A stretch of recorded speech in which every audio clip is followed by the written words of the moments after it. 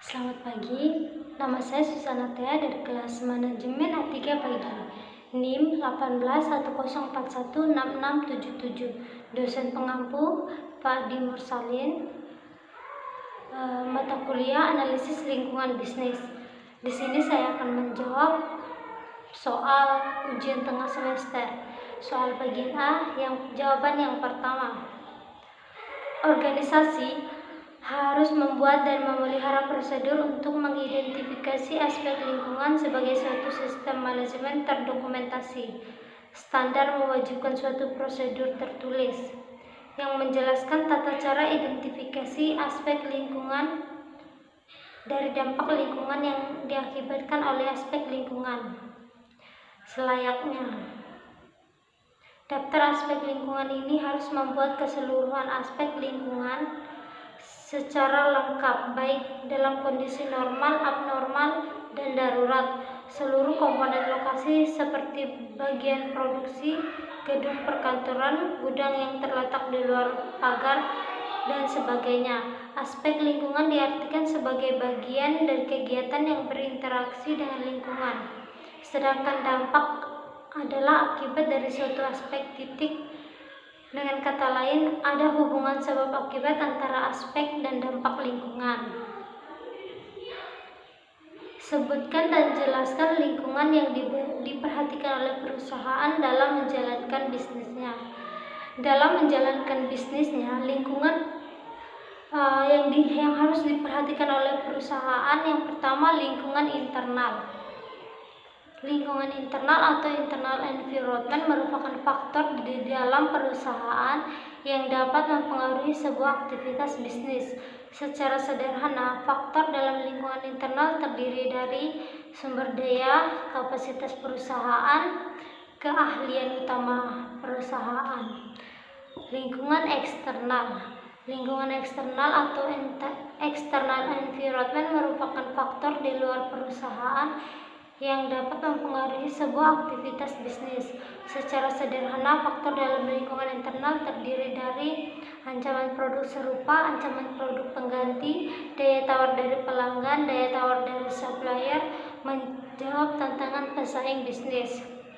Soal selanjutnya, apa yang saudara ketahui tentang lingkungan kontekstual atau umum, lingkungan industri, remote environment, lingkungan operasional, dan berikan contohnya. Yang pertama, lingkungan umum. Lingkungan umum adalah suatu lingkungan dalam lingkungan eksternal organisasi yang menyusun faktor-faktor yang memiliki ruang lingkup luas, dan faktor-faktor tersebut pada dasarnya berada di luar dan terlepas dari operasi perusahaan. Lingkungan ini hanya memiliki sedikit dampak implikasi langsung bagi pengaturan suatu organisasi. Faktor-faktor tersebut antara lain adalah yang pertama ekonomi, sosial, politik dan hukum, serta teknologi.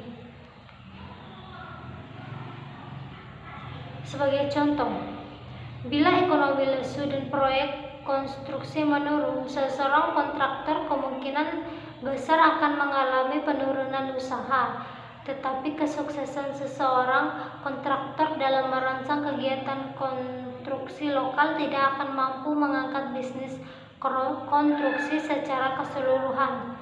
Lingkungan jauh terdiri dari faktor ekonomi, sosial, politik, teknologi, dan ekologi. B. Lingkungan industri. Lingkungan industri adalah serangkaian faktor-faktor ancaman dari pelaku bisnis baru, supplier, pembeli, produk pengganti, dan intensitas persaingan di antara para pesaing yang secara langsung mempengaruhi perusahaan dan tindakan dan tanggapan kompetitifnya. Semakin besar kapasitas perusahaan untuk mempengaruhi lingkungan industri, semakin besar kemungkinan perusahaan untuk menghasilkan laba di atas rata-rata. Laba di atas rata-rata adalah kelebihan penghasilan yang diharapkan seseorang investor dari investor lain dengan jumlah risiko serupa. Sebagai contoh, Anda membangun sebuah toko roti. Makin hari, toko roti Anda semakin berkembang hingga membuka cabang di luar daerah. Di saat usaha Anda berkembang begitu pesat, muncullah pesaing yang mendirikan toko roti juga. Tentunya hal ini akan menghambat kemajuan dari toko roti Anda. Maka dari itu, Anda harus mengembangkan produk dengan menambah produk baru dengan memberi harga yang sesuai dengan produk Anda. C. Lingkungan jauh atau remote environment. Faktor ekonomi berkaitan dengan sifat dan arah sistem ekonomi tempat suatu perusahaan beroperasi. Faktor sosial yang mempengaruhi suatu perusahaan adalah kepercayaan, nilai, sikap, opini, dan gaya hidup orang-orang di lingkungan eksternal perusahaan yang berkembang dari pengaruh kultural, ekologi, demografi, agama, pendidikan, dan etnik. Jika sikap sosial berulang pula berbagai jenis permintaan barang. Faktor politik. Arah dan stabilitas perkembangan politik merupakan faktor penting bagi manajer dalam merumuskan strategi perusahaan. Faktor-faktor politik menentukan parameter legal dan regulasi yang membatasi operasi perusahaan. Kendala politik dikenakan atas perusahaan melalui keputusan tentang perdagangan yang adil, undang-undang antirus, program perpajakan, ketentuan upah minimum, kebijakan tentang polusi, serta penetapan harga. Faktor teknologi. Untuk menghindari keusangan dan mendorong inovasi, perusahaan harus mewaspadai perubahan teknologi yang mungkin mempengaruhi industrinya. Adaptasi teknologi yang kreatif dapat membuka kemungkinan terjadinya dan terciptanya produk baru, penyempurnaan produk yang sudah ada, atau penyempurnaan dalam teknik produk dan pemasaran. Faktor ekologi. Ketika para manajer strategi membuat peramalan, faktor yang paling menonjol seringkali adalah hubungan timbal balik antara bisnis dan ekologi. Istilah ekologi mengacu pada hubungan timbal balik antara manusia dengan makhluk lainnya. Ancaman terhadap ekologi pendukung kehidupan kita yang utamanya disebabkan oleh kegiatan manusia dalam suatu masyarakat industrial, biasanya dinamakan populasi. D. Lingkungan. Sebagai contoh, bila ekonomi lesu dan proyek konstruksi menurun, seorang aktor kemungkinan besar akan mengalami penurunan usaha. Tetapi kesuksesan seorang kontraktor dalam merangsang kegiatan konstruksi lokal tidak akan mampu mengangkat bisnis konstruksi secara keseluruhan. D. Lingkungan operasional, atau yang juga sering disebut dengan lingkungan pesaing atau tugas, biasanya jauh lebih dapat dipengaruhi atau dikendalikan oleh perusahaan dibandingkan dengan lingkungan jauh. Jadi perusahaan dapat lebih proaktif dalam menangani lingkungan operasional ketimbang dalam menangani lingkungan jauh.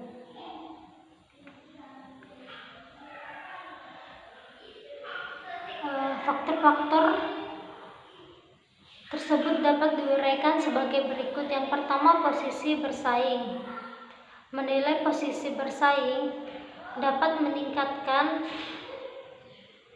kesempatan perusahaan untuk merangsang strategi yang mengoptimalkan peluang yang muncul dari lingkungan. Yang kedua, profil pelanggan.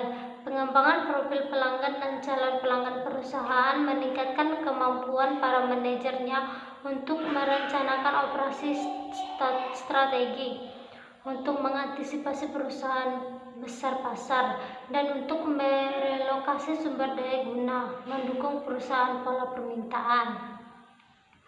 Yang ketiga, pemasok. Perusahaan selalu bergantung pada pemasok untuk dukungan keuangan, layanan, bahan baku, dan peralatan. Selain itu, ada kalanya perusahaan mengajukan permintaan khusus seperti pengiriman cepat, syarat kredit yang lunak, atau pesanan berukuran khusus. Kreditor. karena kualitas harga dan aksesibilitas sumber daya keuangan manusia dan bahan baku jarang sekali yang ideal, maka penilaian atau pemasok dan kreditor sangat penting untuk evaluasi lingkungan operasional perusahaan yang akurat. Yang kelima yaitu sumber daya manusia. Kemampuan perusahaan dalam menarik dan mempertahankan karyawan yang berkompeten adalah sangat penting untuk kesuksesan perusahaan tersebut.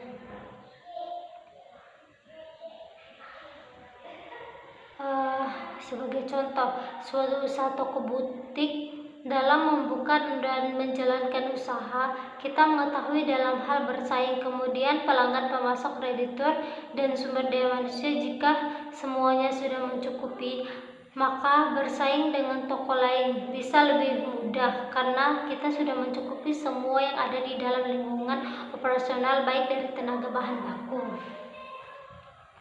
Pertanyaan selanjutnya, apa yang dimaksud dengan analisis pestel?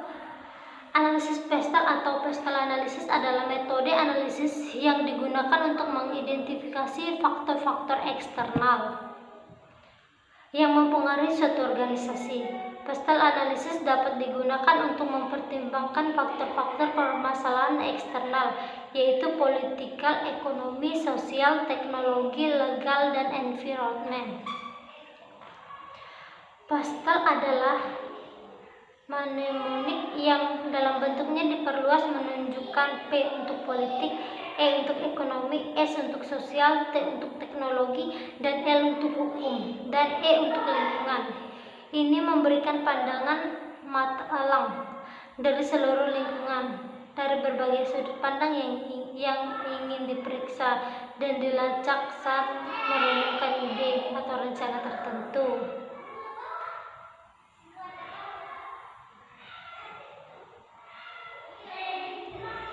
Pertanyaan yang kedua, bagaimana lingkungan eksternal dan lingkungan industri berpengaruh pada kegiatan bisnis daerah? Lingkungan eksternal. Secara umum, lingkungan perusahaan dapat dikategorikan ke dalam dua bagian besar, yakni lingkungan eksternal dan lingkungan internal perusahaan. Lingkungan eksternal sendiri dapat diklarifikasi menjadi dua bagian besar lagi, yakni lingkungan yang sifatnya umum dan lingkungan industri. Lingkungan umum. Lingkungan umum adalah suatu lingkungan dalam lingkungan eksternal organisasi yang menyusun faktor-faktor yang memiliki ruang lingkup luas, dan faktor-faktor tersebut pada dasarnya berada di luar dan terlepas dari operasi perusahaan. Lingkungan ini hanya memiliki sedikit dampak implikasi langsung bagi pengaturan suatu organisasi. Lingkungan industri. Lingkungan industri adalah serangkaian faktor-faktor ancaman dari pelaku bisnis baru, supplier, pembeli, produk pengganti, dan intensitas persaingan di antara para pesaing yang secara langsung mempengaruhi perusahaan dan tindakan dan tanggapan kompetitifnya. Semakin besar kapasitas perusahaan untuk mempengaruhi lingkungan industri, semakin besar kemungkinan perusahaan untuk menghasilkan laba di atas rata-rata. Laba di atas rata-rata adalah kelebihan penghasilan yang diharapkan seorang investor dari investasi lain dengan jumlah risiko serupa. Selanjutnya saya akan menjawab soal bagian B dengan video 1. Judul video EKMA 4414 Manajemen Strategi Analisis Lingkungan Internal. Pembicara dalam video tersebut Diananda F.P. Teori yang dijelaskan oleh pembicara. Dalam menganalisis lingkungan internal, kekuatan perusahaan terhadap dua langkah besar yang harus dilakukan perusahaan. Identifikasi komponen variabel internal dengan pendekatan yang pertama, pendekatan fungsional, pendekatan rantai nilai, pendekatan unit keunggulan bersaing, dan pendekatan profit invest of marketing strategi. Evaluasi variabel internal dengan pendekatan yang pertama perbandingan antara kinerja dan kompetensi masa lalu, pendekatan evaluasi produk, perbandingan dengan pesaing, faktor kunci keberhasilan industri. Manfaat yang saya peroleh adalah mengetahui bagaimana cara dalam menganalisis lingkungan internal, serta kekuatan-kekuatan apa saja yang dimiliki perusahaan untuk menganalisisnya. Penjelasan dari saya mengenai video tersebut. Di dalam suatu perusahaan kita harus memiliki atau melaksanakan manajemen strategi atau analisis lingkungan internal. Kita dapat menggunakan dua langkah besar, yaitu identifikasi variabel internal dan evaluasi variabel internal. Selanjutnya video kedua. Judul video tersebut adalah analisis pastel PT Indofood. Pembicara dalam video tersebut tidak menyebutkan nama. Teori yang dijelaskan pembicara, PT Indofood merupakan salah satu perusahaan Indonesia. PT Indofood merupakan produsen makanan dan minuman. Perusahaan ini sering melakukan ekspor ke luar negeri, seperti ke negara Australia, negara-negara Asia, dan negara Eropa, dan negara yang ada di Eropa. Pastel ini terdiri dari ekonomi, sosial, politik, budaya, teknologi, dan lingkungan. Peraturan ekspor dan impor. Apabila pemerintah membuat peraturan yang rumit, maka itu akan menjadi kendala PT Indofood untuk melakukan kegiatan ekspor dan impor. PT Indofood sudah menguasai pasar di Indonesia sampai 90%, dan produk mie instan bahkan bukan hanya di Indonesia. Di luar negeri pun seperti di Australia, PT Indofood sudah menguasai pasar 70%. Hingga kini, permintaan Australia terhadap PT Indofood semakin meningkat. Sosial budaya menitik beratkan pada sikap masyarakat. Sikap masyarakat inilah yang akan mempengaruhi gaya hidup. Perkembangan teknologi sangat mempengaruhi kegiatan operasional perusahaan serta penambahan perusahaan dalam menciptakan produk. Manfaat yang saya peroleh dalam mengetahui tentang perusahaan PT Indofood serta syarat-syarat ekspor dan impor ke luar negeri. Video yang ketiga, judul video SWOT analisis atau analisis SWOT. Pembicara dalam video yaitu Ir Jaspar Hasudungan. Teori yang dijelaskan pembicara. SWOT analisis adalah metode perencanaan strategis yang digunakan untuk mengidentifikasi kekuatan atau strength, kelemahan atau weakness, peluang atau opportunity, dan ancaman atau threat dalam suatu proyek atau bisnis. Keempat faktor ini yang membentuk akronim SWOT. Mengapa SWOT analisis? SWOT analisis penting karena untuk memandu strategi ke level yang lebih tinggi, untuk mengidentifikasikan faktor sukses internal seperti budaya perusahaan, keahlian sumber daya, dan keunikan kualitas. Manfaat yang saya dapatkan adalah mengetahui bagaimana strategi untuk mempertahankan dan meningkatkan kinerja produk, layanan, dan bisnis melalui SWOT analisis. Penjelasan dari saya mengenai analisis SWOT. Jadi definisi SWOT adalah metode perencanaan strategi yang digunakan untuk mengevaluasi kekuatan atau strength, kelemahan atau weakness, peluang atau opportunity, dan ancaman atau threat dalam suatu proyek atau bisnis. Video yang terakhir atau yang keempat yaitu judul video contoh kasus analisis lingkungan industri dan pesaing. Pembicara yaitu Kabul Trivianto SEMBA. Teori yang dijelaskan tentang penutupan kereta api PT KAI. Kereta api Parahyangan beroperasi sejak tahun 1970 sampai 2010, berakhir setelah 39 tahun beroperasi. Setelah 39 tahun, akhirnya PT KAI menutup kereta api Parahyangan. Penutupan ini dilakukan karena menurutnya jumlah penumpang yang menurun drastis di atas 50%. Penurunan penumpang ini mengakibatkan kerugian sebesar 35 sampai 36 miliar setiap tahunnya. Untuk PT KAI, mengapa mengalami penurunan jumlah penumpang yang drastis? Salah satu alasannya karena pembangunan tol Cipularang. Manfaat yang saya dapatkan: mengetahui kasus-kasus lingkungan industri dan pesaing yang ada di Indonesia, serta sebab-sebab terjadinya. Penjelasan dari saya mengenai video tersebut tentang penutupan kereta api PT KAI yang beroperasi selama 39 tahun dan ditutup karena dibangunnya tol Cipularang. Sekian penjelasan mengenai jawaban ujian tengah semester yang dapat saya berikan. Terima kasih, selamat pagi.